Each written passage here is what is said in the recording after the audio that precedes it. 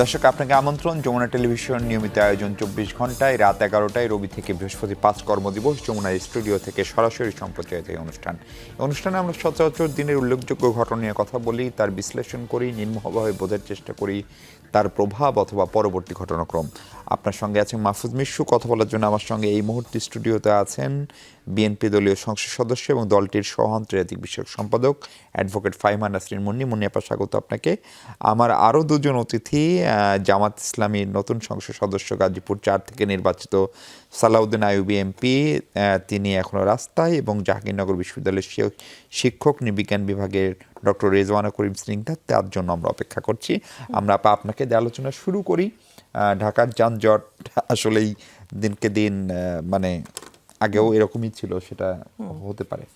আপা, আজকে সিইসির সামনে বসে একটা অনুষ্ঠানে নাসিরউদ্দিন পাটোয়ারী সাহেব, যিনি এনসিপির অন্যতম শীর্ষ নেতা, তিনি ইলেকশন ইঞ্জিনিয়ারিংয়ের অভিযোগ করেছেন। এবং পাটোয়ারী সাহেব যেটি বলেছেন, তিনি উল্লেখ করে স্পষ্ট করে বলছেন যে আমি একজন প্রার্থী হিসেবে ইলেকশনে যেটা দেখেছি, আমি নির্বাচন কমিশনে ফোন দিয়েছিলাম, ওনারা মামুনুল হকের আসনে একটা নির্দেশনা দিয়েছিল যে বাক্সের বাইরে যদি সিল পড়ে সেটা কাউন্ট হবে না, কিন্তু আমার আসনে নির্দেশনা দিয়েছিল যে বাক্সের বাইরে যদি সিল পড়ে সেটা কাউন্ট হবে। সেখানে নির্বাচনের দিন ডিজিএফআই, এনএসআই, অন্যান্য গোয়েন্দা সংস্থা থেকে শুরু করে কিভাবে ডিসি অফিসে নগ্নভাবে একটা ইলেকশনের ইঞ্জিনিয়ারিং করতে পারে, সেটাই বাংলাদেশ দেখেছে। সেই রিপোর্টগুলো আমরা বিভিন্ন জায়গায় ইন্টারন্যাশনাল কমিউনিটির কাছেও দিয়েছি। এটা হচ্ছে না, পাটোয়ারী সাহেব বলছে। সেখানে জামাত ইসলামী সহকারী সেক্রেটারি জেনারেল হামিদুর রহমান আজাদও বলেছেন এক অনুষ্ঠানে, ওপরে সব ঠিকঠাক, ভেতরে সদরঘাট। সংসদ নির্বাচনে কোনো হাঙ্গামা হয়নি, কিন্তু পুরো প্রক্রিয়া সুষ্ঠু হয়নি। সুষ্ঠু ভোট গ্রহণই সুষ্ঠু নির্বাচন নয়, সুষ্ঠু ও স্বচ্ছতার সঙ্গে ফলাফল ঘোষণাও করতে হবে। সেইখানে মোটা দাগে সুষ্ঠু নির্বাচন এটাকে বলতে পারছি না বলে দুঃখিত।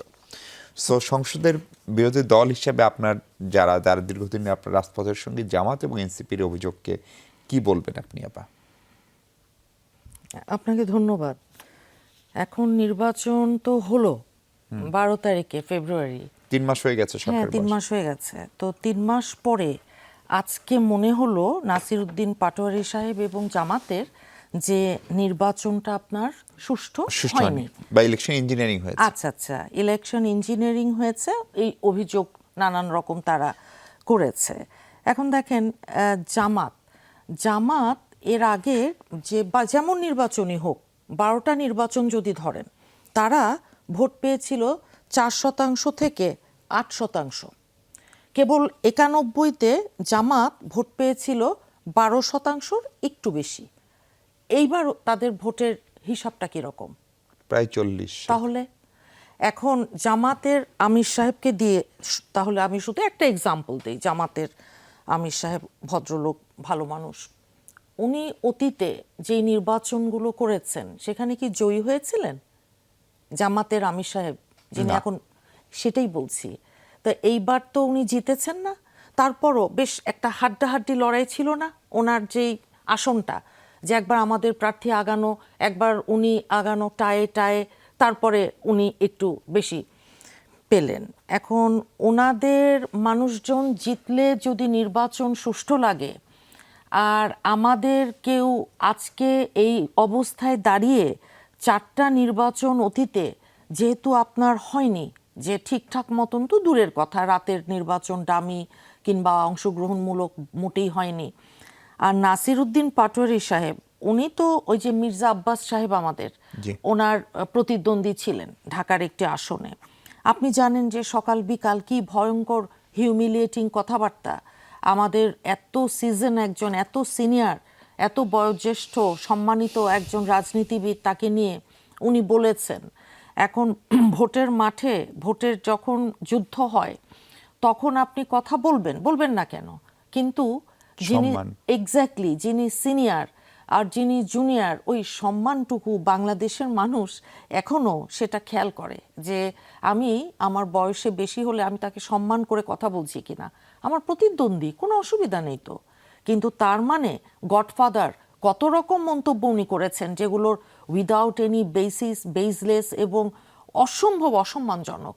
আজকে তো অসুস্থই হয়ে গেছেন আব্বাস সাহেব, তো এখন উনি চিকিৎসাধীন আছেন। কাজেই বিষয়টা যে এইবার যে নির্বাচনটা হলো 4টা টার্ম পরে, যেই নির্বাচনের জন্য বাংলাদেশের মানুষ আমরা মুখিয়েছিলাম, যেই নির্বাচনটা ভোট আমরা দিতে পারিনি এর আগের 4টা টার্মে, তো এইবার আমরা ভেবেছি 12 কোটি প্রায় প্লাস ভোটার, যে এইবার তরুণ ভোটারের সংখ্যা অনেক বেশি ছিল, যে এইবার আমরা একটা ভোট দিব। তো সত্যিকার অর্থে আপনি বলেন তো যে জামাতের যে ঠাকুরগাঁয়ে অনেক টাকা, কত লক্ষ, 50 লক্ষের ওপরে টাকা সহ ধরা পড়লো একজন আমির, ঠাকুরগাঁর জেলা আমির।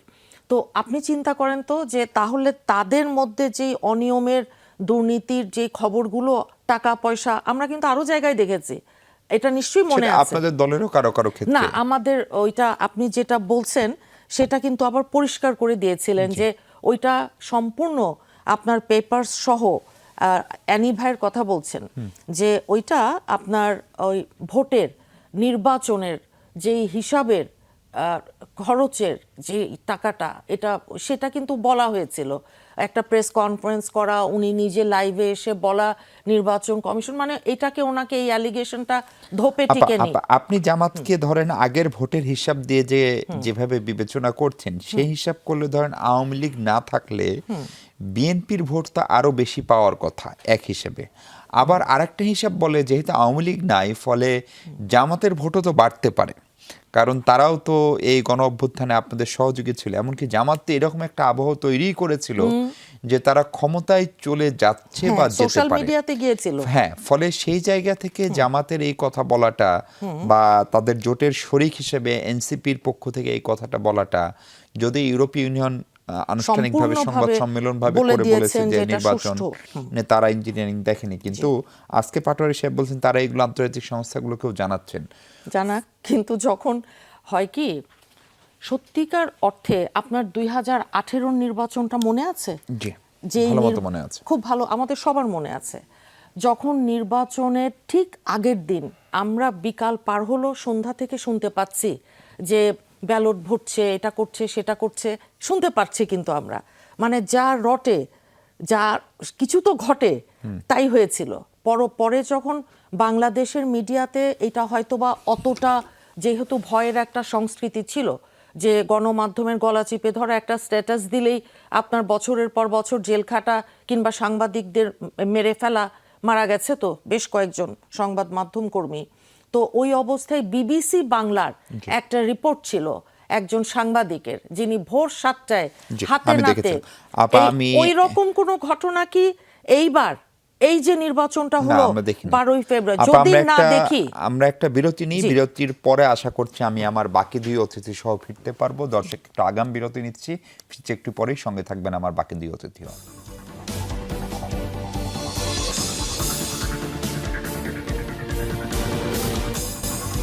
দর্শক, আরেকবার স্বাগত 24 ঘন্টা। আমার সঙ্গে যুক্ত হয়েছেন জামাত ইসলামীর সংসদ সদস্য, গাজীপুর 4 থেকে নির্বাচিত সালাউদ্দিন আইয়ুব এমপি। সালাউদ্দিন আইয়ুব, স্বাগত আপনাকে। এবং যুক্ত হয়েছেন ডক্টর রেজওয়ানা করিম স্নিগ্ধা, তিনি জাহাঙ্গীরনগর বিশ্ববিদ্যালয়ের নৃবিজ্ঞান বিভাগে পড়ান।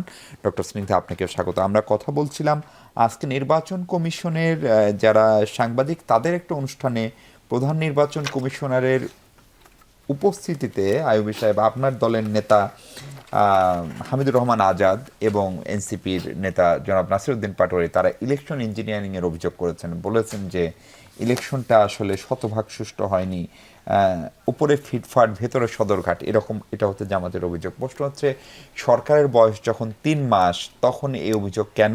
এবং তার আগে বলি, মুন্নি আপা, বিএনপির সংসদ সদস্য আপা, বলছিলেন যে জামাত তার ইতিহাসে সর্বোচ্চ যা ভোট পেয়েছে তার চেয়ে অনেক বেশি ভোট এবার পেয়েছে।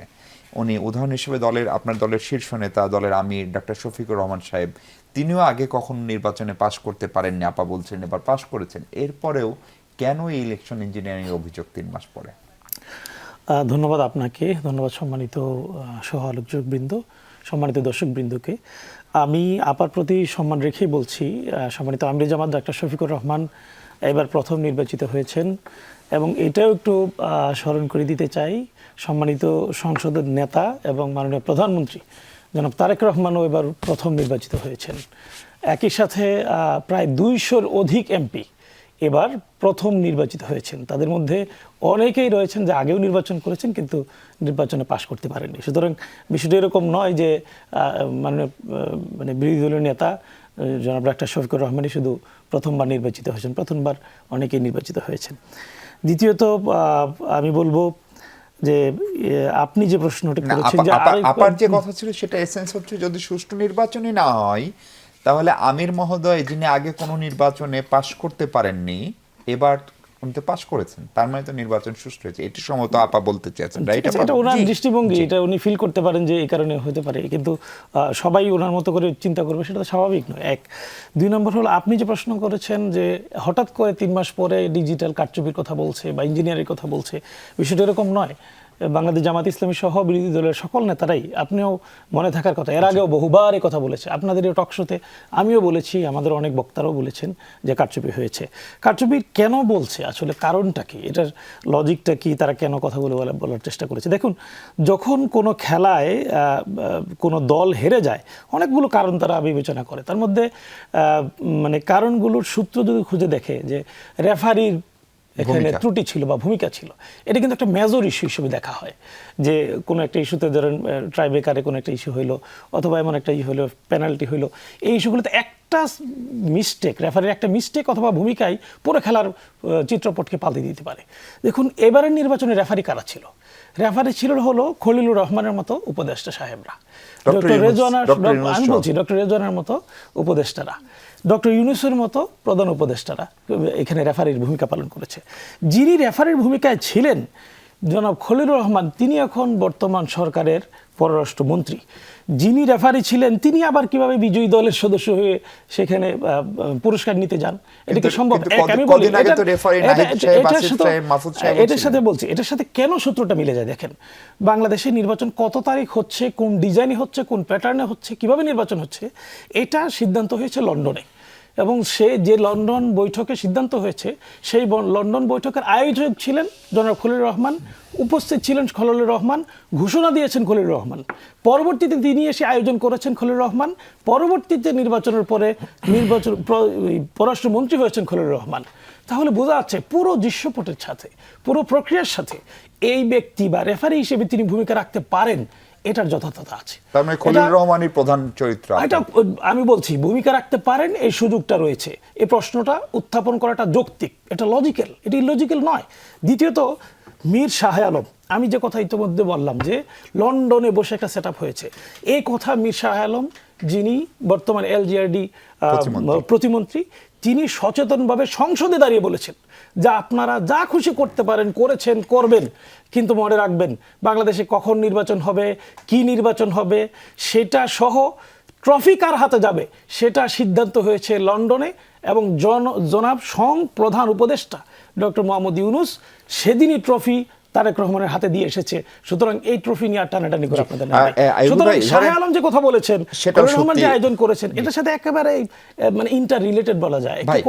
কিন্তু ধরেন আপনিও তো ছাত্র রাজনীতিও করে এসেছেন, ফলে ধরেন নির্বাচন হলে মানে বিএনপি ক্ষমতায় যাওয়ার কথা, অতীত ইতিহাস, দলের গঠন, বয়স, সাংগঠনিক অবয়ব, মানুষের মনস্তত্ত্ব সবকিছু মিলে সেটাই কি খুব স্বাভাবিক ছিল কিনা?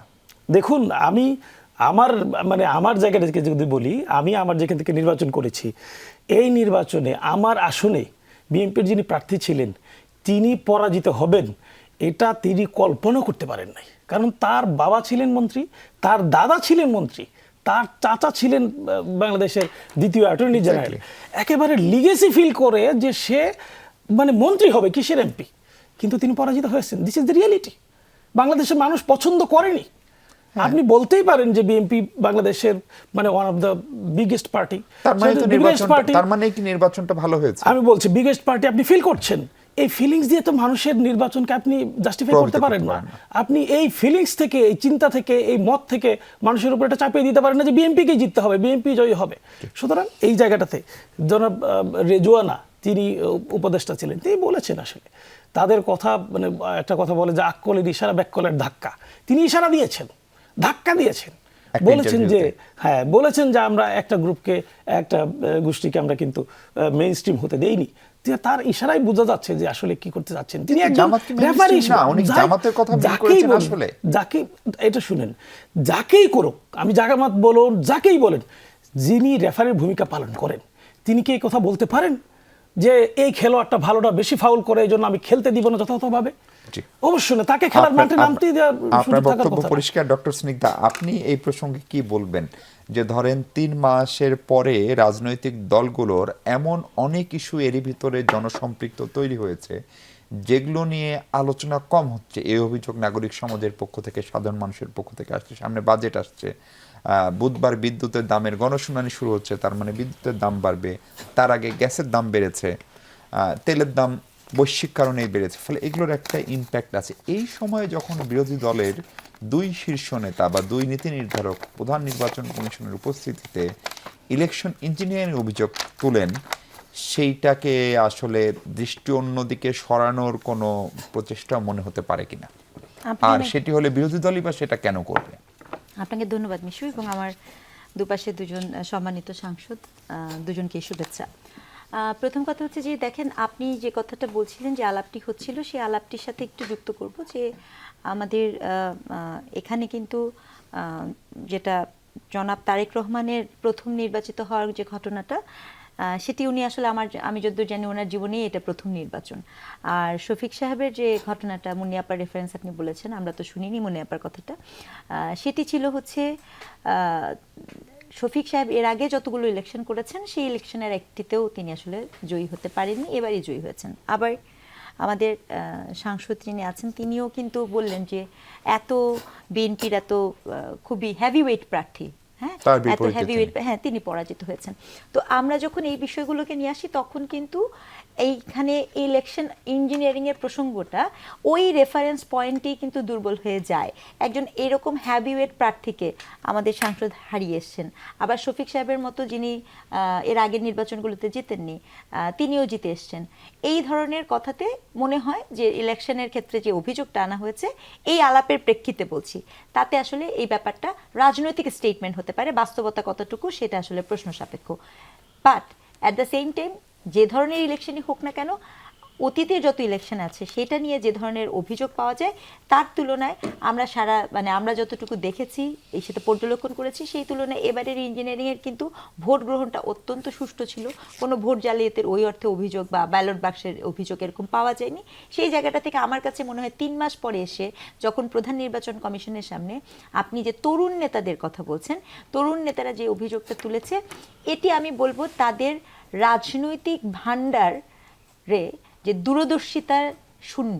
মানে আমি কি নিয়ে কথা বলবো, যতটা আলাপে আমি পটু বা যতটা আমি একটা আন্দোলনে পটু, এটাও কিন্তু একটা অভিজ্ঞতা অবশ্যই, এবং তাদের একটা বিশাল বড় অভিজ্ঞতা। কারণ আপনাকে এটা মানতে হবে, 24-এ যে আন্দোলনটি হয়েছিল, সেটিতে তারা ছিলেন একটি গুরুত্বপূর্ণ স্টেক হোল্ডার। তো সেই জায়গাটাতে তাদের যে এক্সপার্টিস আছে, সেই তুলনায় আপনি যদি পলিসি লেভেলের আলাপ করেন, আপনি যদি কি সংকট আসতে যাচ্ছে সেই আলাপগুলো করেন, কারণ পলিসি আলাপ করতে গেলে আপনার একটা খুব অবভিয়াস রিজন হচ্ছে আপনার একটা জ্ঞান থাকা লাগবে, অভিজ্ঞতা থাকতে হবে, ইনপুট থাকা লাগতে হবে। আপনি ওই যে বিষয় নিয়ে কথা বলতে চাচ্ছেন, সেই বিষয় সম্পর্কে আপনার জানাশোনা থাকতে হবে।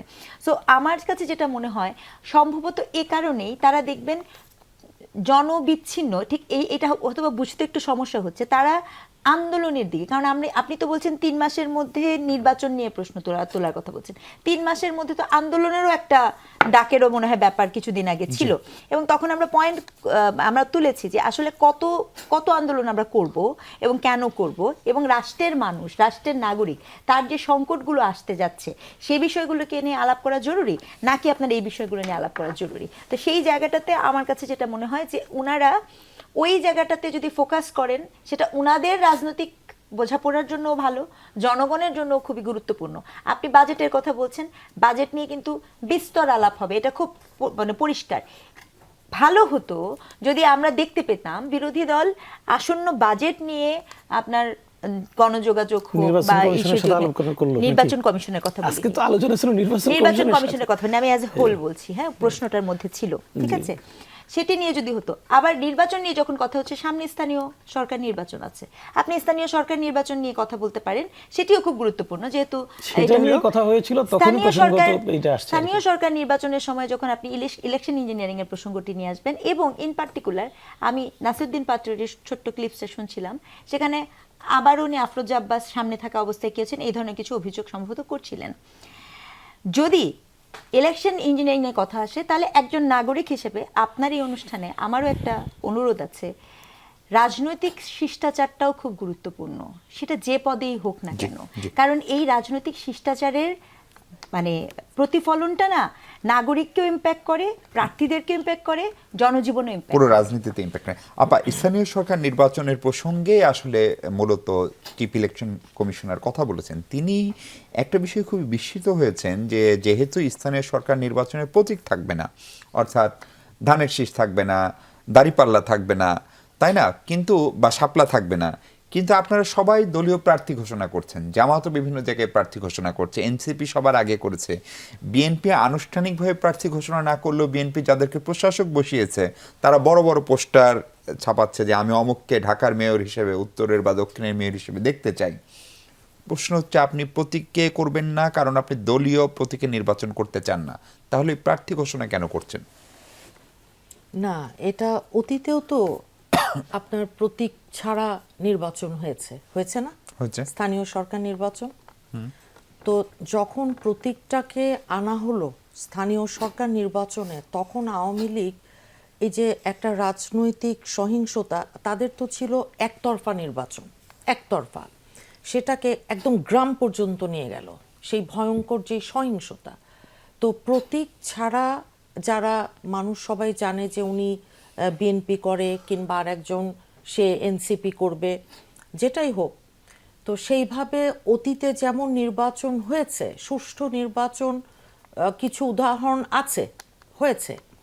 না আপা, বিষয়টা হচ্ছে ধরেন না, আপনি প্রতীক। আপনি বিএনপি থেকে প্রতীক দিলেন না, কিন্তু বললেন যে বিএনপি থেকে প্রফেসর স্নিগ্ধা মনোনীত, না, না, কিন্তু আমি তো- আইয়ুবী সাহেবও বিএনপি করে, উনি হয়তো দলের সিদ্ধান্তের বাইরে গিয়ে ব্যক্তিগতভাবে তার পারিবারিক ওই আবহ ব্যক্তিকে পছন্দ সেই করেন কারণে না। নির্বাচন করছেন জনগণের, তখন তো ঝামেলাটা হয় কিনা যদি দল একজনকে মনোনয়ন দিয়ে দেয় প্রকাশ্যে, দল যে দলই হোক, একজনকে মনে করেন ঠিক করে দিল দল, এইবার নির্বাচনে কি হয়েছে, দলের বাইরে কি দাঁড়ায়নি, আমাদের দাঁড়ায়নি, বিদ্রোহী স্বতন্ত্র দাঁড়ায়নি, কাউকে কাউকে আপনারা বহিষ্কারও করেছেন সেই এক্স্যাক্টলি অপরাধে। তাই, সেটা হতে পারে, কিন্তু জাতীয় নির্বাচন এক জিনিস আর স্থানীয় নির্বাচনটা কিন্তু ভিন্ন জিনিস, খুব ইম্পর্টেন্ট, দুটোই পাশাপাশি। আপা, স্থানীয় সরকার নির্বাচনকে আপনারা আসলে দিবেন, কেন কবে দিবে দিবেন?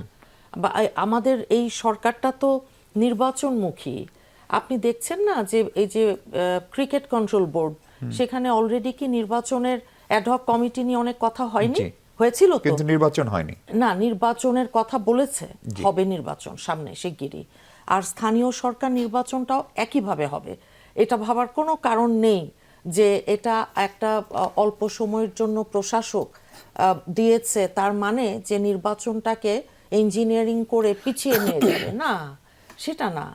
এটা আপনার কিছু আইনগত বিষয় আছে, কিছু আইনের সংশোধন পরিবর্ধনের ব্যাপার আছে, এবং সেই সাথে আপনি জানেন যে 17 বছর যখন নির্বাচন না হয়, মাঠ গোছানোর প্রত্যেকটা মানুষের কত সময় লাগতে পারে আপা স্থানীয় সেটা সরকার আমাদের যারা নির্বাচন? এখন দলের নীতি নির্ধারক যারা আছেন, যেমন স্থানীয় সরকার মন্ত্রী বলছেন বছর খানেক লাগতে পারে, হ্যাঁ, বলেছেন, এখন বছর খানেক বলেছেন। লাগতে পারার পরে আপনি যদি ইউনিয়ন মহাসচিব- পরিষদ দিয়ে শুরু করেন, উপজেলা দিয়ে শুরু করেন, তাহলে তো বড় সিটি কর্পোরেশন যেগুলো ম্যাটার করে, ঢাকা, রাজশাহী, চিটাগাং, যেগুলোতে আপনারা আপনাদের দলের হেভিওয়েট নেতাদেরকে প্রশাসক হিসেবে বসিয়েছেন, তারা কি তাহলে 2 বছর থাকবে? একটা নির্বাচিত না, সরকারের যেহেতু- সময় অনির্বাচিত প্রশাসক কেন থাকবে আপা? না, না, সেটা না, এটা তো বলেছেন যে আমাদের মহাসচিব এখন যিনি এলজিইডি মন্ত্রীও মিনিস্টারও বটে। বটে, জি, উনি তো অলরেডি বলেছেন যে এই বছর খানেকের ভিতর আপনার স্থানীয় সরকার নির্বাচনের দিকে এই সরকারটা যাবে এবং নির্বাচন দিয়ে দেবে। এখন আমি তো বললাম আপনাকে, এখানে কয়েকটা জিনিস আছে যে স্থানীয় সরকার নির্বাচনটা করতে হলে এখন আপনার আইন কানুন বিধিবিধানের একটা বিষয় আছে, এবং আরেকটা জিনিস কি, যত কথাই আমরা বলি হয় কি যে সত্যিকার অর্থে আওয়ামী লীগ যেই ফ্যাসিবাদ স্বৈরাচার একটা সরকার দীর্ঘদিন ছিল, তারা কি আপনি মনে করেন শুধু অর্থনীতিটা ধ্বংস করে দিয়ে গেছে? প্রত্যেকটা প্রতিষ্ঠানই তারা ধ্বংস করেছে। তাই যদি হয় তাহলে সেই জায়গাগুলোকে সত্যিকার অর্থে পুনর্গঠন করে বা সংস্কার ফাংশনিং করতে হবে। করা এবং সেই সাথে আপনার প্রপার ইলেকশন দেয়া একটু সময় একটু সাপেক্ষ সময় লাগবে। কিন্তু। জি, আইয়ুব ভাই আপনার দলও না, এবং আমি একটু ওনার দুই একটা জি, কথার উত্তর না একদম দিলে তো 30 সেকেন্ডে। আচ্ছা ঠিক আছে। দেখেন ওই যে জামাত তো আপনার ওই সোশ্যাল মিডিয়ায় যেই হাইপ তারা তুলেছিল, তারা তো সরকার গঠনই করে ফেলেছিল ফেসবুকে। তো বাস্তবে আল্লাহ বাঁচিয়েছে যে সেটা হয়নি আর কি। তো তারা এখন ছদ্মবেশ নিয়ে একটা গুপ্ত অবস্থায় তাদের যেই সুপ্ত রাজনীতি, তারা না সভা না সমাবেশ না কিছু, আর আমরা মারও খাবো, শত শত টিয়ার সেলও আমাদের উপর, সবকিছু গুম খুন, হ্যাঁ তাদেরও কিছু ক্ষয়ক্ষতি হয়নি, তারা তো আমাদের সাথেই ছিল, সেটা না। কিন্তু তারা তো আওয়ামী লীগের পেটের ভিতর ঢুকে থেকে তারা যেমন বেঁচেছে, আমরা কিন্তু সেটা করি নাই। আমি বিএনপি করি, এই কথাটা 15 বছর খুব জোরে বলেছি না? কারণ আপনার উপরে ওই রকম নির্যাতন হয়তো ছিল না, তার বা থেকে আপনার বেশি রাজনীতি হয়তো নিষিদ্ধ করা হয়নি। সেটা বললে তো আমার রাজনীতি ভিন্ন জিনিস, তারা তো ভালো সদর্পে এসছে না, ওই রকম রাজনীতি নিষিদ্ধ এটা বড় বিষয় না। বড় বিষয় হচ্ছে তাদের সদিচ্ছা, আত্মপরিচয়। তারা পরিচয় দিতে তারা তো সাহস করেনি। তারা তো আওয়ামী লীগের শিবির এবং ওই যে জামাত, তারা তো টোটালি আপনার আওয়ামী লীগের ভিতরে। হ্যাঁ ঠিক আছে। সালাউদ্দিন আইয়ুবী, আপনার কাছে প্রথম প্রশ্ন হচ্ছে আপনারা প্রার্থী ঘোষণা করছেন কেন, এবং আপনার জোটের আরেকটি দল এনসিপি তো শতাধিকের বেশি প্রার্থী ঘোষণা করেছেন, সেটি একটা জায়গা, প্রার্থী ঘোষণা কেন করছেন? দ্বিতীয় জায়গা হচ্ছে যে স্থানীয় সরকার নির্বাচন নিয়ে জামাতের অবস্থান কি, আপনারা আসলে কবে নির্বাচন চান, এটি নিয়ে সরকার বা নির্বাচন কমিশনের সঙ্গে যে আলাপ, যদি স্থানীয় সরকার নির্বাচনের সঙ্গে সরকারের সদিচ্ছার বিষয় আছে, কবে নাগাদ হতে পারে বলে আপনারা ধারণা করেন? ধন্যবাদ আপনাকে। আমি বলবো যে আমরা এখনই নির্বাচন চাই, যেহেতু দীর্ঘদিন যাবৎ মানুষ বঞ্চনার শিকার হয়েছে। বিশেষ করে আপনি খেয়াল করে দেখবেন যে 2014 সালে যখন একটা নির্বাচনবিহীন সংসদ হয়ে গেল 151 জন, তখন থেকে কিন্তু এই বিএনপি সহ মোটামুটি বাংলাদেশের অধিকাংশ দল এই স্থানীয় সরকার নির্বাচনে অংশগ্রহণ থেকে বিরত থেকেছে, এবং স্থানীয় সরকারের নির্বাচনের পরে এই নির্বাচনগুলো একেবারে অর্থহীন হয়েছে। যিনি নৌকা মার্কা মনোনয়ন পেয়েছে তিনি অলরেডি গলার মালা পরে চেয়ারম্যান হয়ে গেছে। সুতরাং নির্বাচিত ব্যক্তিরা এই দীর্ঘদিন থেকে আর এখানে নাই। এরপর একটা বড় মেসাকার হয়েছে হলো 5ই আগস্টের পরে বাইতুল মোকাররমের মসজিদের খতিব যেভাবে চলে গেছে, এলাকার একজন চেয়ারম্যান যিনি মেম্বার তিনিও কিন্তু এলাকা থেকে চলে গেছে। সুতরাং মানুষ মারাত্মকভাবে স্থানীয় সরকারের প্রতিনিধিদের যেই সেবা সেখান থেকে বঞ্চিত হচ্ছে। এই মানুষের এই কষ্ট থেকে যদি বাঁচাতে হয় তাহলে এখনই আসলে মানুষের পাশে দাঁড়ানোর দরকার নির্বাচন দিয়ে। এটা আমরা প্রত্যাশা করি আমাদের জায়গা থেকে। দ্বিতীয়ত হলো কবে হবে এই জায়গাতে আমরা খুব সন্দিহান। দেখুন, বাংলাদেশের মূলত সিস্টেমটা নিয়ে আমাদের প্রশ্ন ছিল, সিস্টেমটা নিয়ে উদ্বেগ ছিল। এই কারণে কিন্তু সংস্কারের প্রশ্ন এসেছে। সংস্কারের প্রশ্ন এসেছে হলো কিভাবে নির্বাচন হবে, এই নির্বাচন সহিংসতামুক্ত হবে কিনা, এই নির্বাচনে উপযুক্ত ব্যক্তিকে প্রত্যাশিত ভোটাররা তার প্রত্যাশা অনুযায়ী ভোট দিতে পারবে কিনা, এই সংখ্যা প্রত্যেকটা নির্বাচন আসলে তৈরি হয়। আমরা চাচ্ছিলাম যে নির্বাচন হবে খুবই ফেয়ার এবং ফ্লেক্সিবল সিস্টেমে, এবং সিস্টেমটা আগে তৈরি হবে দেন নির্বাচন হবে। সেজন্যই আমরা বলছি যে নির্বাচনের পূর্ব শর্ত হলো সংস্কারটা আগে কনফার্ম হওয়া। সংস্কার না হওয়াতে সরকারও কিন্তু এখন সন্দিহান যে আসলে ভোট প্রক্রিয়াটা যথাযথভাবে করা যাবে কিনা, এই সিস্টেমগুলো আসলে কার্যকর হবে কিনা। এই সন্দেহ থেকে সরকার কিন্তু, আপনি যেটা বারবার বলছিলেন, আমাকে প্রশ্ন করছিলেন যে দলীয় প্রতিনিধিদেরকে তারা জায়গায় জায়গায় প্রশাসক হিসেবে নিয়োগ দিয়েছে। তারা বুঝতে পারছে যে এই জায়গাতে কবে নাগাদ কি করতে পারবো এটা নিয়ে। দেখেন, একজন মন্ত্রী যখন কথা বলেন নিঃসন্দেহে তথ্যভিত্তিক কথা বলেন। তিনি কিন্তু খুব একবারে মার্জিনাল কোনো টাইম বলেননি, কোনো ডেট বলেননি। তিনি বলছেন যে বছর খানেকের মধ্যে হতে পারে। এটা আমি বলবো এক ধরনের লেজে গোবরে চিন্তা। আসলে এটা হতে পারে না। এটা সুনির্দিষ্ট একটা জায়গায় গিয়ে মন্ত্রীকে এই জায়গায় ডাটাটা পেশ করা দরকার ছিল। যখন কোনো তথ্য না থাকে তখন এই ধরনের প্রসঙ্গ উপস্থাপন করে। দেখেন, ছোট্ট একটা দৃষ্টান্ত দিয়ে রাখেন, কোনো প্রজেক্ট যখন ডিল করা হয় যে এটার সম্বন্ধে যে লেজে গোবরের অবস্থা রয়েছে, দেখেন school feeding very sensitive issue. School feeding ইস্যুতে আপনাদের এই টেলিভিশন একটা রিপোর্ট করেছে যে সরকারি ব্যবস্থা। একদিনে 1.5 কোটি টাকা শুধু কলা থেকে দুর্নীতি হচ্ছে, 7 দিনে 15 কোটি টাকা শুধু ডিম থেকে হচ্ছে। যে রুটি দেওয়া হচ্ছে সেই রুটি বলা হচ্ছে যে 24 টাকা পর্যন্ত মূল্য হবে, 120 গ্রাম থাকার কথা, সেখানে 100 গ্রাম কোনো রুটি তারা পায় নাই। কলা 60 গ্রাম দেওয়ার কথা, 50 গ্রামও পায় না, 43 থেকে 48 গ্রাম সর্বোচ্চ পেয়েছে। ডিমের খবর একই অবস্থায় গিয়েছে। অর্থাৎ মানের থেকে নিচে, দামের থেকে স্বাভাবিক দামের চেয়ে উঁচু দুর্নীতির একটা মহোৎসবের সুযোগ বিভিন্নভাবে এখানে করে দেওয়া কিন্তু হয়েছে। রিপোর্টটাকে আমলে নিয়ে সরকার আমি বলছি, দেখুন রিপোর্টটার মধ্যেই বলা হয়েছে যে এর আগে একটা বড় মেসাকার ঘটেছিল শঙ্করবাটি স্কুলে, 20 জন অসুস্থ হয়েছিল, তার দীর্ঘদিন পরে রিপোর্ট করা হয়েছে। এর মধ্যে সরকার কিন্তু কোনো মেজার নিয়েছে বলে দেখা যায়নি। দ্বিতীয় হলো, এই ঘটনা যেদিন ঘটেছে সেদিনই নেওয়া দরকার ছিল। মন্ত্রী আপনাদের উপস্থাপক মন্ত্রীকে প্রশ্ন করেছে যে এই ধরনের ঘটনা ঘটছে, বলছে আপনারা এরকম নিউজ করতে থাকেন আর আমরা ধরতে থাকি। দেখেন, তিনি তার মেজারের জায়গাতে দায়িত্ব দিলেন হলো আপনাদের মতো সাংবাদিকদের উপর। ওনারা খুঁজে বের করবে না কোথায় কোনো ঝামেলা হচ্ছে কিনা। এটা আমি বলি, সঠিক পলিসি ইমপ্লিমেন্টেশন করার জন্য উপযুক্ত যে ব্যবস্থাপনা, সেই ব্যবস্থাপনা না করে ফাইনাল ডিসিশনটা কিন্তু নিতে পারছে না সরকার। নির্বাচনের ক্ষেত্রে একই অবস্থা, কি করবে কি করছে। আমি আপনার কাছে ছোট্ট করে একটু যেতে চাই ডক্টর স্নিগ্ধা, আপনার কাছে কি মনে হয় স্থানীয় সরকার নির্বাচন নিয়ে আমাদের সৈয়দ আশরাফ যখন স্থানীয় সরকার মন্ত্রী, তখন সৈয়দ আশরাফ এবং তৎকালীন প্রধানমন্ত্রী শেখ হাসিনার মধ্যে একটা বিরোধ হয়েছিল, এবং জাতীয় নির্বাচনের পরপরে আওয়ামী লীগ একটি স্থানীয় সরকার নির্বাচন দেওয়ায় 5টি সিটি কর্পোরেশনের সবগুলোতে হেরে গিয়েছিল। ফলে সেই ঘটনা থেকে তো বড় দল হিসেবে নিশ্চিতভাবে বিএনপি শিক্ষা নেবেন, এবং সরকারে থাকলে সরকারের সমালোচনা, কাজের ভুল, নানান প্রকল্পের ইত্যাদি ধরা পড়ে। ফলে খুব দ্রুত কি আমরা স্থানীয় সরকার নির্বাচন পাচ্ছি, বিশেষ করে বড় সিটি কর্পোরেশনগুলোতে? না, দেখেন, আমাকে যদি একটুখানি একাডেমিক জায়গা থেকে বিশ্লেষণ করতে বলেন, প্রথম কথা হচ্ছে যে আপনি যে ক্ষমতার চক্রের কথা বললেন, স্থানীয় সরকার ব্যবস্থা ইটসেলফ অলওয়েজ একটা ক্ষমতার কেন্দ্রে থাকে। এটা ইনফ্যাক্ট আমি এই কথা আগেও বলেছিলাম, যতগুলো সংস্কার হয়েছিল আমি খুব এক্সপেক্ট করেছিলাম যে স্থানীয় সরকার ব্যবস্থা সংস্কার হওয়াটা কিন্তু খুব বেশি জরুরি ছিল। কারণ আসলেই কি লোকাল পিপুলের ওই ইউনিয়ন পরিষদের কমিশনার মানে তারা কি তার থেকে ওই ক্ষমতার চর্চা করতে পারে কিনা, সেটা একটা বাস্তবতা। এখন আপনি যে বললেন যে অবস্থা এটা ছিল, যেখানে অলরেডি আওয়ামী লীগ তৎকালীন সময়ে এত ক্ষমতা থাকার পরও স্থানীয় সরকারে হেরে গিয়েছিল, তার প্রেক্ষিতে একটা জিনিস কিন্তু খুব পরিষ্কার হয় যে এই ক্ষমতা চক্রে আমার দৃষ্টিভঙ্গিতে জামাতের থেকেও বিএনপির অবস্থা কিন্তু খারাপ স্থানীয় সরকারের প্ল্যাটফর্মে।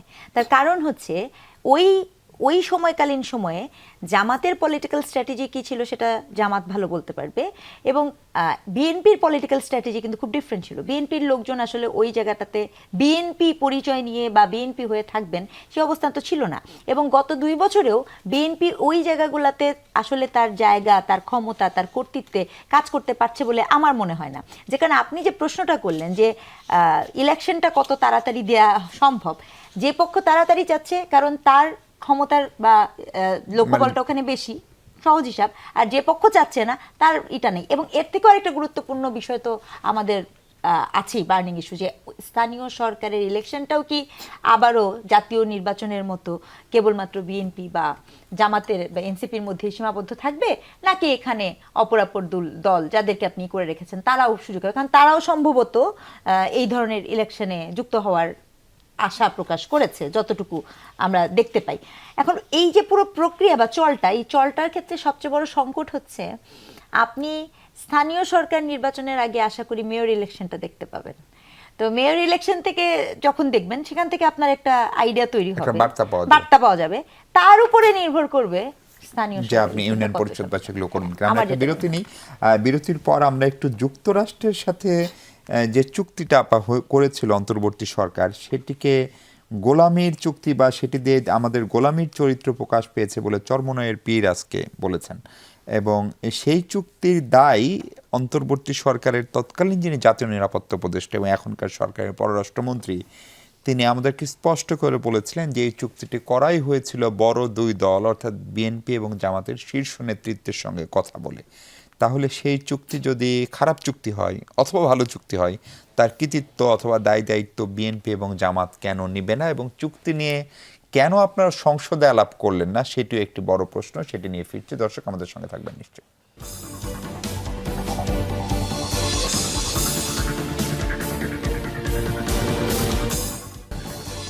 দর্শক, আরেকবার স্বাগত 24 ঘন্টায়। আমরা যুক্তরাষ্ট্রের সঙ্গে বাংলাদেশের একটি বাণিজ্য চুক্তি, যেটা এআরটি নামে পরিচিত, এবং এই চুক্তিটি সই হয়েছিল 9 ফেব্রুয়ারি। 12 ফেব্রুয়ারি জাতীয় সংসদ নির্বাচন অনুষ্ঠিত হলো, এবং সেই চুক্তিটার ভিতর দিয়ে আমাদের গোলামের চরিত্র প্রকাশ পেয়েছে। চরমনাইয়ের পীর সাহেব বলছেন, এই চুক্তি নিয়ে আসলে জামাতের অবস্থান কি? কারণ পররাষ্ট্রমন্ত্রী আজকের যিনি ডক্টর খলিল রহমান, তিনি স্পষ্ট করে বলেছেন যে এই চুক্তি নিয়ে জামাত বিএনপি দুই দলের শীর্ষ নেতার সঙ্গে কথা হয়েছিল। এমনকি আমি নিজেও একটু আগে দেখছিলাম যে 10 ফেব্রুয়ারির আগেই সম্ভবত 10 জানুয়ারি জামাতের আমিরের সঙ্গে যুক্তরাষ্ট্রের বাণিজ্য প্রতিনিধি একজন তিনি সাক্ষাৎ করেন। তারপরে জামাত যে প্রেস বিজ্ঞপ্তিটি দিয়েছিল সেখানেও তার সঙ্গে ফলপ্রসূ আলোচনা হয়েছে, দুই দেশের ব্যবসা বাণিজ্য আরও বাড়বে, এই ধরনের একটি বিজ্ঞপ্তি প্রকাশের। তার মানে হচ্ছে জামাতের সঙ্গে আলোচনা হয়েছে, যদি আমির মহোদয় সেই বিষয়টি খুব সুস্পষ্টভাবে স্বীকার করেননি। ফলে এই চুক্তিটা নিয়ে আপনারা এই কারণে কি নীরব? হ্যাঁ, ধন্যবাদ আপনাকে। এখন আপনি যে একটা তথ্যের কথা বললেন যে আপনি দিয়ে নিচ্ছেন জামাতের সাথে ইউএস এর প্রতিনিধিরা দেখা করেছে, পররাষ্ট্রমন্ত্রী বলেছেন দেখা করেছে, দেখা করার প্রেক্ষিতে বিবৃতি দিয়েছে জামাত ইসলামী। এটা প্রমাণ করে না যে জামাত ইসলামের সাথে এই চুক্তি নিয়ে আলোচনা হয়েছে। এটা কোনোভাবেই প্রমাণ করে না, কারণ এই কথা ওই বিবৃতিতে ছিল না যে সুনির্দিষ্ট চুক্তি নিয়ে তাদের সাথে কথা হয়েছে। এটা আমার কাছে মনে হয় না যে ইউএস এম্বাসি থেকেও কোনো এখন পর্যন্ত ডাটা দেওয়া হয়েছে যে আমাদের সাথে কথা হয়েছে, বা জামাতের সাথে পক্ষ থেকে ওই কথা বলা হয়নি যে ইউএস এর সাথে বা ইউএস এম্বাসির কোনো প্রতিনিধির সাথে তাদের সাথে কথা হয়েছে। সুতরাং এটা কোনো যৌক্তিকতা নেই যে জামাতের সাথে এটা নিয়ে আগে কথা হয়েছে।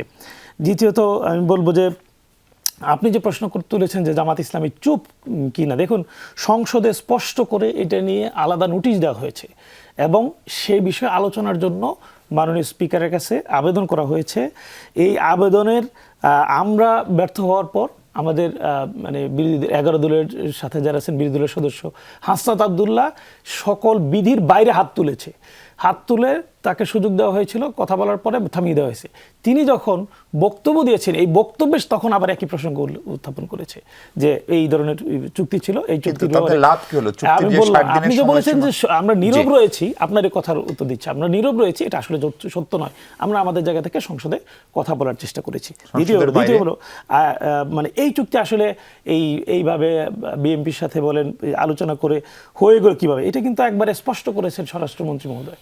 স্বরাষ্ট্রমন্ত্রী সংসদে দাঁড়িয়ে বলেছেন, দেখুন আমরা এই নির্বাচন যাতে হয় সেজন্য এর আগে যত ঘটনা ছিল, ঘটন অঘটন, পছন্দ অপছন্দ যাই থাক, দেশ বিরোধী হোক দেশের পক্ষে থাক, সব আমরা এক কারণে মেনে নিয়েছি যে এই নির্বাচনটা যাতে হয়, এই নির্বাচনের জন্যই মেনে নিয়েছে এবং নির্বাচন আমরা বিজয়ী হব সে প্রথা থেকে মেনেছে। সুতরাং একেবারে ক্লিয়ার যে সত্য বলছেন, মানে তিনি তো একেবারে অকপটে স্বীকার করেছেন তার মানে তো নির্বাচন না হওয়ার একটা আশঙ্কা ছিল। এই চুক্তির সাথে নির্বাচন না হওয়ার সম্পর্ক ছিল। আমি বললাম কারণ কি, আপনি যে বলছেন যে খলিল সাহেব কি প্রধান ব্যক্তি, এই কারণে হয়ে ওঠে প্রধান ব্যক্তি। দ্বিতীয় দেখুন, যিনি এই চুক্তি করেছেন তাকে কিন্তু বর্তমান সরকার পুরস্কৃত করেছে, পররাষ্ট্র উপদেষ্টা করেছে। সুতরাং বোঝাই যায় এই চুক্তি পররাষ্ট্র উপদেষ্টা থেকে তত্ত্বাবধায়ক পররাষ্ট্র উপদেষ্টা ছিল, জাতীয় নিরাপত্তা উপদেষ্টা ছিল, এখন পররাষ্ট্র মন্ত্রী হয়েছেন তিনি। সুতরাং তাকে পুরস্কৃত করেছেন বিএনপি এই জায়গা থেকেই, এই সকল জায়গা থেকে। দ্বিতীয় হলো বিএনপি কিন্তু চাইলে 60 দিনের মধ্যে এই চুক্তি বাতিল করতে পারত, সরকারের জন্য সুযোগ সংশোধন বা পর্যালোচনা বাতিল একটা সুযোগ ছিল 60 দিনের মধ্যে, তারা কিন্তু সেটা করেনি। সুতরাং এটা দিয়ে মানে সদিচ্ছা তাদের ন্যায় স্পষ্ট করে বলাই আছে। এই চুক্তিতে শেল এবং উইলের যে ব্যবহার, এটা নিয়ে মানে মূলত কথাটা আর কি ইচ্ছা অনিচ্ছার জায়গাটাতে, এইগুলো কিন্তু খুব ইজিলি চেঞ্জ করতে পারতো এই 60 দিনের মধ্যে। যে জায়গায় পারতো না বলে পারতাম কেন বলেন না আপনারা? মানে আপনারাও তো সরকারের বা সংসদের আমরা পারতাম এবং আমরা চেষ্টা করেছি, এই কথাটা আমি আগে বলেছি, এবং সেটা পারেননি শেষ পর্যন্ত। হ্যাঁ, সেটা আমরা পারিনি। জি আপা, আমার খুব স্পষ্ট করে মনে আছে বিএনপির নির্বাচন ইশতেহারেও আছে জাতীয় সংসদে আলোচনা ছাড়া বিদেশি কোনো দেশ বা সংস্থার সাথে সরকার চুক্তি করিবে না। 1, 2 হচ্ছে নির্বাচনের আগে আমি এখনকার যিনি পররাষ্ট্র উপদেষ্টা হুমায়ুন কবিরকে ইন্টারভিউ করেছিলাম, তিনি তখনও বলেছিলেন যে তারা বিদ্যমান যে সমস্ত চুক্তি সেগুলো নিয়েও পর্যালোচনা করবেন এবং নতুন চুক্তি করলে অবশ্যই আলোচনা করবেন। এখন অনেক চুক্তি, ধরেন আমেরিকার সঙ্গে এই চুক্তি নিয়ে কেন আলোচনা আপনারা সংসদে করলেন না, সেটা একটি প্রশ্ন। বাজারে গুঞ্জন পাকিস্তানের স্বরাষ্ট্রমন্ত্রী এসেছিলেন, তখন আপনারা বেশ কিছু চুক্তি করেছেন, স্বরাষ্ট্রমন্ত্রী মাত্র 2টি চুক্তির কথা বলেছে। গোয়েন্দা তথ্য বিনিময় হচ্ছে কিনা সেটা নিয়ে আমাদের পশ্চিমা বন্ধুই এমনকি প্রতিবেশী ভারত তাদের নানান টেনশন অবস্থান আছে সেটা কেন স্পষ্ট করছেন না? তাহলে এই সংসদ কি আবারও আগের সংসদের মতোই মানে চুক্তি হয়ে যাবে, জনগণ জানবে না, এমনকি বিরোধী দলের এমপিরা জানবে না, সেই জায়গায় যাচ্ছে কিনা? না, যা একদমই না। আমাদের তো একটা নীতি পরিষ্কারভাবে বলাই আছে যে বাংলাদেশ ফার্স্ট, সবচাইতে প্রথমে সবকিছুর অগ্রভাগে থাকবে আমাদের দেশটা, আমাদের দেশের স্বাধীনতা, আমাদের দেশের সার্বভৌমত্ব। ভারতের মতন স্বামী স্ত্রীর সম্পর্ক, রক্তের সম্পর্কে আমরা যাব না। আমরা বলেছি আমরা মর্যাদার ভিত্তিতে বন্ধুত্বপূর্ণ একটা অবস্থান থেকে চোখে চোখ রেখে আমরা কথা বলতে চাই। দ্বিপক্ষীয় বাণিজ্য চুক্তি যেটার কথা আপনি বলছেন, হ্যাঁ 3 দিন আগে হয়েছে, সেটা নিয়ে কিন্তু আমাদের সরকারি যেই দলটা বিএনপির, ওনারা বলেছেন যে এটা বাতিল নয়, পর্যালোচনা যে নির্বাচনে সরকার গঠন করবার পরে বাম দল এবং বিভিন্ন অন্যান্য ছাত্র সংগঠন তাদের পক্ষ থেকে একটা, আপনি দেখেছেন আন্দোলন এবং কথাবার্তা তারা বলেছে। তখন একজন উপদেষ্টা তথ্য সম্প্রচার যিনি বলেছেন সরকার চুক্তিটা চট করে বাতিল করতে চায় না, বরং চুক্তিতে থাকা শর্ত অনুযায়ী দ্বিপক্ষীয় আলোচনার মাধ্যমে বিভিন্ন ধারা পর্যালোচনা বা সংশোধন করার পক্ষে অবস্থান নিয়েছে। কাজেই এখানে এমন তো নয়। আর নির্বাচনী ইশতেহার, স্ববিরোধিতার সমালোচনা, এখন এটা কি আমাদের দেশের কোনো স্বার্থ বিরোধী কিনা, এই বিষয়গুলো তো সার্বভৌমত্ব, আমি যেটা বললাম ভৌমত্ব, জাতীয় স্বার্থের যেই প্রশ্ন, এগুলো আপনার পররাষ্ট্র নীতির ক্ষেত্রে জাতীয় স্বার্থ, নিরাপত্তা ও কল্যাণ সবচেয়ে আগে আসবে। তার মানে কি আপনি বলছেন যে যেটা আইয়ুবী সাহেব বলছিলেন যে জাতীয় স্বার্থ, সার্বভৌমত্ব, নিরাপত্তা, এই সবকিছুর জন্য তো একটা নির্বাচিত সরকার দরকার ছিল, ফলে এই চুক্তি না করলে নির্বাচন হতো না, অথবা আজকের মাননীয় প্রধানমন্ত্রী দেশে ফেরার মাত্র 1 সপ্তাহ আগে যখন বললেন দেশে ফেরা তার একক সিদ্ধান্তের উপর নির্ভর করেন, 1 সপ্তাহ পর তিনি বললেন, তাহলে সেগুলোর সঙ্গে কি কোনো আন্তঃসম্পর্ক থাকতে পারে? দেখেন, আমাদের স্বরাষ্ট্রমন্ত্রীর যে রেফারেন্সটা উনি দিয়েছেন, এই কথা তো সত্যি যে নির্বাচনটা নিয়ে বাংলাদেশের মানুষের মনে সন্দেহ ছিল। এই কথা তো সত্যি যে নির্বাচনের 3 দিন আগে রাস্তায় আমরা যখন সাধারণ মানুষের মধ্যে গিয়েছি, কথা বলছি, তখন তারা শিওর না যে নির্বাচন কি হবে, মানে এরকম একটা হ্যাঁ ছিল।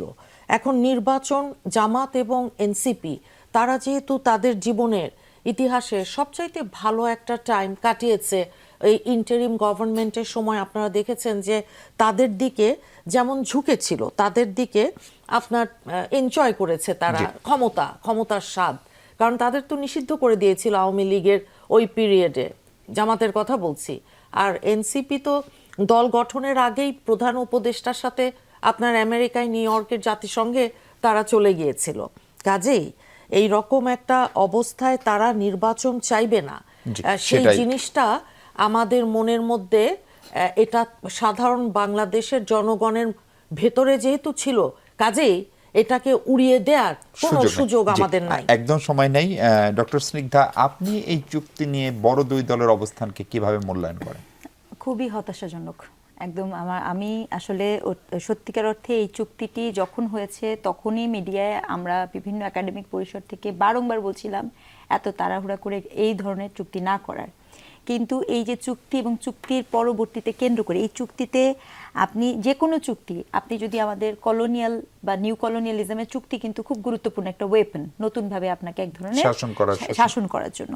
এবং এই চুক্তি অনুযায়ী আপনার আমার সার্বভৌমত্বের উপরে কিন্তু এই চুক্তিতে একটা আঘাত আনার সমূহ সম্ভাবনা আছে এবং স্পষ্টত। আপনি কি কারণে এখন দেখেন, এই চুক্তির কারণেই কিন্তু আপনার মনে আছে কিনা, আপনি ওই যে কার কাছ থেকে তেল কিনতে পারেন, কার কাছ থেকে কি চাইতে পারেন, আমাকে এখন কেন আমেরিকার কাছে অনুমতি চাইতে হচ্ছে বা আমেরিকাকে ইনফর্ম করতে হচ্ছে, বিষয়টা কিন্তু আমাদের খুব দৃষ্টিকটু লেগেছিল। কিন্তু ভেরি সরি টু সে, এই সরকারের কিন্তু এসেই কিন্তু প্রথমেই সে যা কিনতে চাবে দেখা গেল যে সে আমেরিকার কাছে একটা অনুমতিপত্র ছিল। এটার কারণও কিন্তু এই চুক্তি। আবার আপনি যদি এই চুক্তির শুল্ক দেখেন, আমার দেশের বোয়িং, নিজের দেশে আমার দেশে বোয়িং এর কি অবস্থা, আমি কি হেতু কারণে আমেরিকার কাছ 16টা থেকে বোয়িং কিনবো। 16টা বোয়িং কিনবো, এই যে প্রক্রিয়া। এবং আমি ভেরি সরি টু সে, বিভিন্ন ভাষায় বিভিন্নভাবে আপনি দেখবেন যে এই ইলেকশনের আগে এই চুক্তি সম্পর্কে কিন্তু অনেকেই বলেছেন যে both party was well informed. এখন জামাত ইসলাম বলতে পারে যে সে ইনফর্ম না, কিন্তু বাস্তবতা হচ্ছে এটা বিভিন্ন জায়গা থেকে বলেছে। এমনকি যে পররাষ্ট্র মন্ত্রী মহোদয় নিয়ে কথা হচ্ছে, মনে করে এটাও মনে করিয়ে দিই, সেই পররাষ্ট্র মন্ত্রী মহোদয়কে বিশেষ নিরাপত্তা বিষয়ক উপদেষ্টা হিসেবে নিয়োগ দেওয়ার ক্ষেত্রে আমরা কিন্তু বাংলাদেশ জামাত ইসলামের তরফ থেকে কিন্তু কোনো অভিযোগ দেখি নাই। অভিযোগটা এসেছিল কিন্তু স্বয়ং BNP র বিএনপির তরফ থেকে। এখন সেই জায়গাটাতে যখন এত কিছু হচ্ছে, হবার পরে আপনার এই কথাটাও যখন আসে যে চুক্তি না হলে যদি ইলেকশন, আপনি কি মানে এইটা যে কত ভয়ঙ্কর শোনাতে পারে যে চুক্তি না হলে আমার ইলেকশন হবে না, সেই কারণে আমরা চুক্তি মেনে নিয়েছি। আমি আসলে একজন আপা, তার চেয়েও বড় কথা, স্বরাষ্ট্রমন্ত্রীর আমি বক্তব্য সরকারের একজন এটা- শীর্ষ কূটনীতিকের সঙ্গে কথা বলছিলাম, তিনি বলছিলেন আপনারা এটাও ভাবেন চুক্তি না করে তখন আমরা থাকতে পারতাম কিনা। ধরেন আমাদের গার্মেন্টসের ট্যারিফ যদি 50%ই করে ফেলতো, যেটা জি। পরে 19% হলো, 19%। তাহলে কি আমাদের এই যে কয়েক কোটি নারী, আমাদের ইন্ডাস্ট্রি, সেটা টিকিয়ে রাখতে পারতাম? মানে ফলে বিএনপি চাইলেই কি সেই চুক্তিটা বাতিল বা ইয়ে করতেও পারে? আমি কিন্তু এই জায়গাটাতে বিএনপিকে বা জামাতের থেকে আমার ইম্পর্টেন্ট কথা, কেন ওই সময় ইন্টারিম কথা বললো না, আমি কিন্তু এখানে কোনো বিএনপির থেকে আমার অভিযোগের তীরটা, কারণ কি যে সরকার করেছে যে তার- সরকার করেছে। এবং আমার বলতে, আমি খুব ব্যর্থভাষাহীন ভাষায় বলি, এই সরকারের যে প্রধান ছিলেন সম্ভবত তিনি একজন অর্থনীতিবিদ, জি। ভুলে গেলে কিন্তু চলবে না। সো বিএনপির এই মুহূর্তে যারাই নোবেল আছে, বিজয়ী তারা অর্থনীতিবিদ। নোবেল বিজয়ী অর্থনীতিবিদ, তিনি কি এই চুক্তির বাস্তবতা বুঝতেন না আমার আপনার চেয়ে বা এই দলের থেকে? তাহলে ওই যে একটা ড্যামেজ করে দেওয়া, কারণ উনার তো সম্পর্ক অনেক ভালো, আপনার টেরিফ কমবে, আপনি এই চুক্তির মধ্যে দিয়ে টেরিফ কেন আমাকে জি, কমাতে হবে? জি। অনেক ধন্যবাদ আপনাদের তিনজনকে। দর্শক, এই ছিল আলোচনা। ভালো থাকুন সবাই, নিরাপদে থাকুন।